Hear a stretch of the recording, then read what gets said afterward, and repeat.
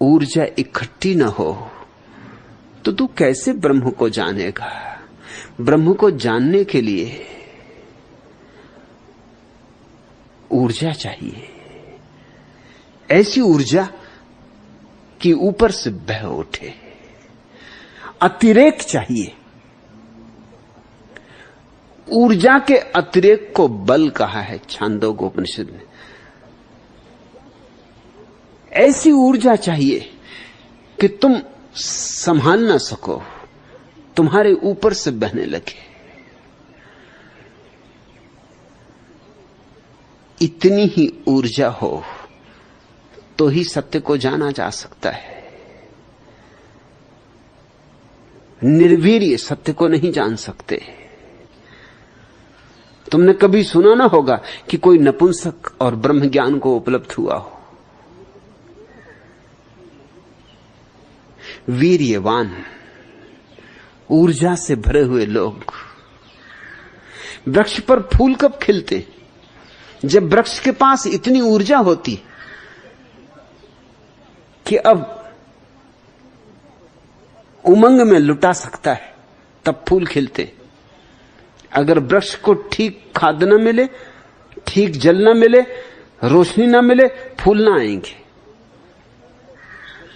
फूल तो विलास है, वैभव है, ऐश्वर्य है। और इसलिए मुझे ईश्वर शब्द प्यारा है। ईश्वर शब्द ऐश्वर्य से ही बना है।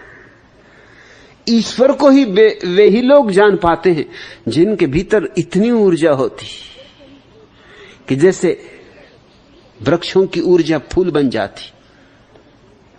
ऊर्जा जब न्यूनतम होगी तो फूल तो दूर, पत्ते भी मुश्किल से पैदा होंगे। फूल तो बहुत दूर, पत्ते भी कुम्हलाए कुम्हलाए होंगे।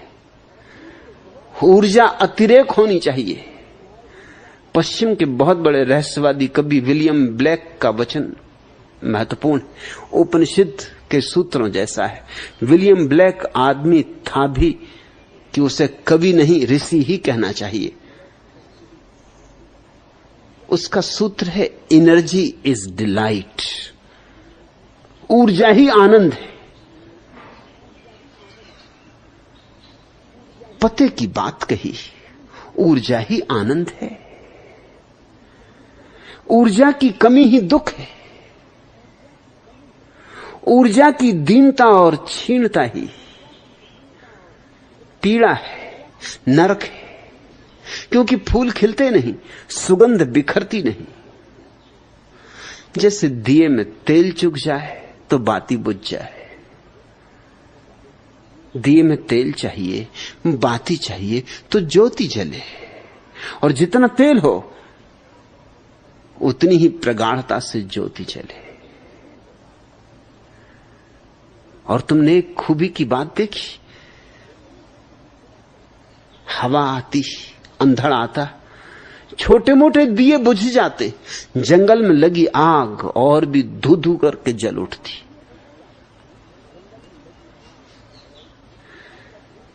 छोटे दिए बुझ जाते,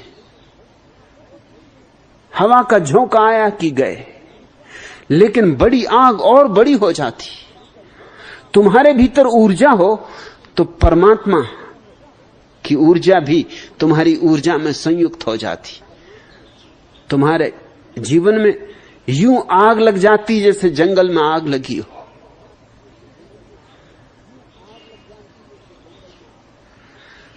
छोटा मोटा दिया हो तो जरा सा हवा का झोंका और उसे बुझा जाता है। इसे स्मरण रखना, क्षुद्र ऊर्जा से नहीं चलेगा, विराट ऊर्जा चाहिए। आकाश की यात्रा पर निकले हो, ईंधन तो चाहिए ही चाहिए, पंखों में बल चाहिए। इसलिए छांदोग्य ठीक कहता है, बलम वा विज्ञानात भुआ। विज्ञान से बल श्रेष्ठ। क्या करोगे जान के गणित, भूगोल, इतिहास? क्या करोगे जानकर भौतिकी, रसायन? इससे ज्यादा श्रेष्ठ है अपनी जीवन ऊर्जा को संग्रहित करना। जीवन ऊर्जा को ऐसे संग्रहित करना कि तुम एक सरोवर हो जाओ, लबालब भरे हुए, तुम में कोई छिद्र ना हो जिससे ऊर्जा बहे ना। तुम्हारा घड़ा जब पूरा भरा हो, ऐश्वर्य से भरा हो, तो ईश्वर को जानने की क्षमता है।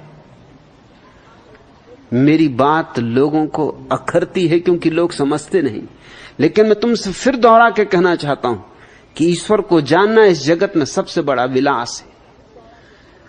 ये धन का विलास कुछ भी नहीं, ये पद का विलास कुछ भी नहीं। ईश्वर को जानना सबसे बड़ा विलास है, क्योंकि वह परम ऐश्वर्य की अनुभूति है। और उस परम ऐश्वर्य की अनुभूति के लिए पहले तुम्हें ऊर्जा को बचाना होगा, संग्रहित करना होगा। और तुम व्यर्थ गंवा रहे हो। तुम्हारी 99% ऊर्जा कचरे घर में जा रही। फूल उगे तो कैसे उगे, ज्योति जगे तो कैसे जगे। नृत्य हो तो कहां से हो, थके मांदे तुम क्या नाचोगे। टूटे फूटे तुम क्या नाचोगे। और जब नाच नहीं पाते तो बहाने खोजते हो, कहते हो आंगन टेढ़ा। नाच न आवे आंगन टेढ़ा। अब आंगन के टेढ़े होने से कुछ नाचने में बाधा पड़ सकती। अरे जिसको नाचना है, आंगन टेढ़ा हो कि सीधा हो, नाचेगा। अगर नाच है तो आंगन को ही सीधा होना पड़ेगा। नाचने वाले की ऊर्जा आंगन को सीधा कर देगी। आंगन का तिरछा होना कहीं नाचने वाले को रोक सकता है। लेकिन क्या क्या बहाने हम खोजते। ऊर्जा की कमी है। पूछते फिरते हैं कि जीवन में दुख क्यों है। दुख का कारण सिर्फ इतना है कि सुख होता है ऊर्जा के अतिरेक से। महा अतिरेक से आनंद होता है। और तुम्हारे जीवन में बूंद बूंद कर सब चुका जा रहा है। और ख्याल रखना, बूंद बूंद गिरता है, लेकिन गागर ही नहीं, सागर भी खाली हो जाता है। बूंद बूंद गिरता रहे, तुमसे अलग होता रहे।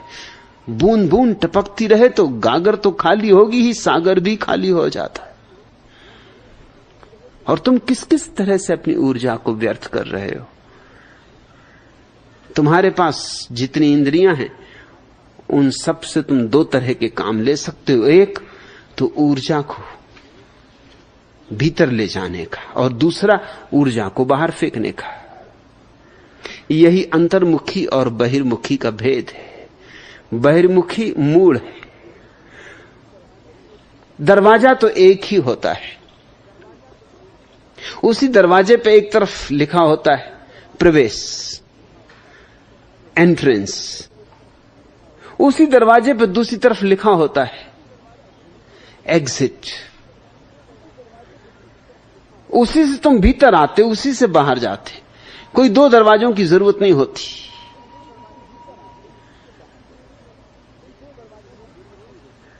एक ही दरवाजा काफी होता है। तुम्हारी आंख से तुम्हारे देखने की ऊर्जा बाहर भी जाती और भीतर भी आती। जो समझदार है वो आंख से ऊर्जा को इकट्ठा करता है, और जो नासमझ है वो गंवाता है। जो नासमझ है आंख उसके लिए छेद हो जाती, और जो समझदार है आंख उसके लिए संग्राहक हो जाती। बुद्ध ने कहा है राह पर चलो तो 4 कदम से ज्यादा मत देखना। क्यों? क्योंकि ज्यादा की क्या जरूरत है। चलना है तो 4 कदम देखना पर्याप्त है। जब 4 कदम चल लोगे तो 4 कदम आगे दिखाई पड़ने लगेगा। 4 कदम देखते देखते तो हजारों मील की यात्रा पूरी हो जाएगी। लेकिन तुम 4 कदम छोड़ के सब देखते हो। वो 4 कदम भर नहीं देखते जो चलने। दीवाल पर लिखा है डोंगरे का बालमृत, पढ़ो।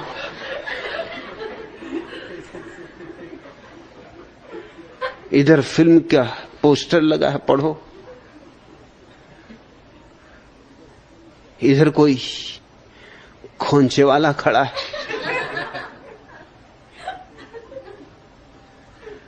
उधर कोई स्त्री गुजर गई, इधर किसी छेल छबीले ने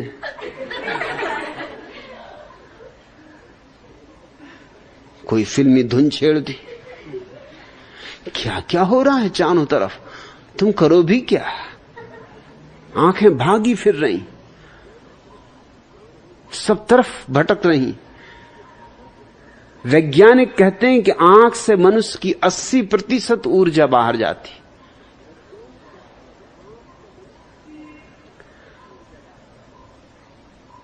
फिर कान भी वही कर रहे हैं। तुम क्या सुनते हो? गलत हो तो जल्दी सुनते हो, ठीक हो तो सुनते ही नहीं। अरे ठीक में क्या रखा है? ठीक में कोई समाचार होता है, गलत में समाचार होता है। किसकी स्त्री किसके साथ भाग गई, इसमें कुछ समाचार होता है, मजा आ जाता है। पांच सरक आते हैं लोग जब ऐसी बातें होने लगती, गुफ्तगू होने लगती, फुसफुसा के बातें करने लगते। और जब 2 आदमी फुसफुसा के बातें करें तो जितने आदमी सब सुनने लगते, क्योंकि जब बात फुसफुसा के हो रही तो जरा गहरी हो रही है, कोई बात गहरी हो रही। जिस बात को सबको सुनाना हो फुसफुसा के कहना, किसी के कान में कह देना और उससे यह भी कह देना कि भैया किसी को बताना मत, कि कसम है तुम्हें मेरी, अगर किसी को बताओ बस वो बात पूरे गांव में पहुंच जाएगी, वो हर एक के कान में पहुंच जाएगी। कचरा सुन रहे हो, कचरा देख रहे हो, कचरा पढ़ रहे हो, और फिर कहते हो दुख क्यों है? कचरा खा रहे हो, कचरा पी रहे हो। तुमसे शुद्ध जल न पिया जाएगा, कोका कोला चाहिए।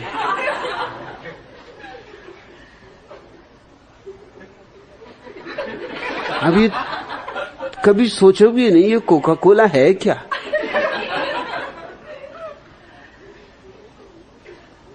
इसमें है क्या? मगर सारी दुनिया पी रही, और अखबारों में बड़े बड़े पोस्टर छपे हुए।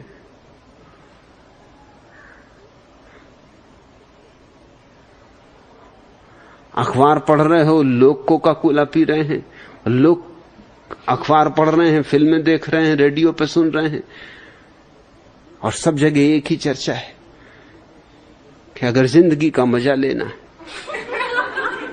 तो कोका कोला के बिना नहीं। Live a little heart, sip a Gold Spot, नहीं तो जिंदगी बेकार गई, किसी काम ना आई। लोग क्या खाते हैं, क्या पीते हैं, क्या सुनते हैं, क्या देखते हैं, अगर तुम जरा हिसाब रखो तो तुम्हें साफ दिखाई पड़ेगा तुम क्यों दुखी हो। जो सुनने योग्य हो अगर वही सुना जाए, और जो देखने योग्य हो अगर वही देखा जाए, तो तुम्हारे जीवन की 90% ऊर्जा तो अपने आप सुरक्षित हो जाएगी, अपने आप। तुम्हारे घर में कोई कचरा डाले तो तुम इंकार करोगे, लेकिन तुम्हारी खोपड़ी में कोई कचरा डाले तुम कहते हो आइए, विराजिए, पधारिए, बड़ी कृपा की, ऐसे ही आया करते रहिए, कैसी कैसी प्यारी खबरें ले आए हैं। धन्य भाग क्या आप पधारे, कृतकृत्य हो गए, कृतार्थ हुए।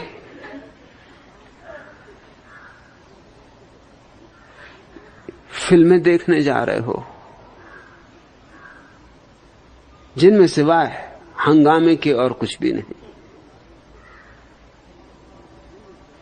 पैसे भी खर्च करोगे, टिकट खरीदने धक्के मुक्के भी खाओगे, पिटोगे कुटे हुए भी, मगर लोगों ने तय कर रखा है 100 जूते खाएं, तमाशा घुस के देख।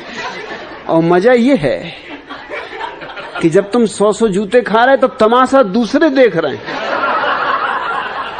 और तमाशा ही क्या है, जब तुम पे जूते पड़ रहे हैं वो तमाशा देख रहे हैं, जब उन पे जूते पड़ रहे हैं तुम तमाशा देख रहे हो।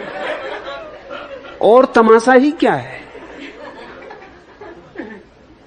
छांदोग्य जिस बल की बात कर रहा है वह वही ऊर्जा है जिसको ब्लैक ने कहा अतिरेक ऊर्जा का आनंद है, जिसको बुद्ध ने कहा ऊर्जावान बनो। शक्ति को भीतर सरोवर बनने दो। ये खाली घड़ा शोभा नहीं देता। इस खाली गले को लेकर तुम परमात्मा के द्वार पर भी जाओगे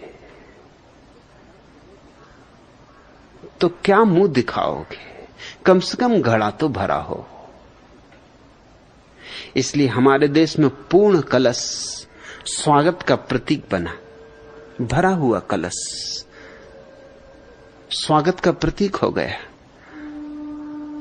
लेकिन ये भीतर के भरे कलश की ही सूचना है।